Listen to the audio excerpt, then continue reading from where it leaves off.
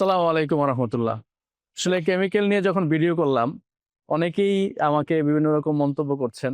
আমি তাদেরকে আজকে কয়েকটা বিষয়ে এই উদ্দেশ্যে বলতে চাই। এই যেমন এই যে গাছটি দেখতে পাচ্ছেন, এটি আমি যদি আপনাদেরকে দেখাই, আমি এভাবে করে এটাকে ডায়াটাকে ধরতে পারবো না, কারণ এটা 7 ফিটেরও বেশি বের, এবং এই গাছটার বয়স 50-এরও অধিক।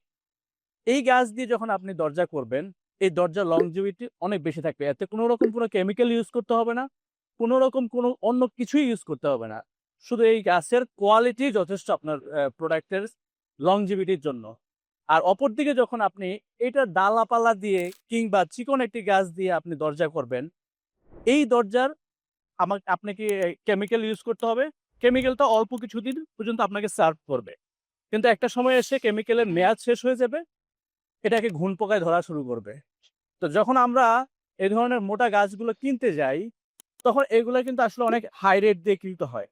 অপরদিকে একটা চিকন ডালাপালা কিংবা চিকন যে গাছগুলো, এগুলোর রেট কিন্তু অনেক কম থাকে।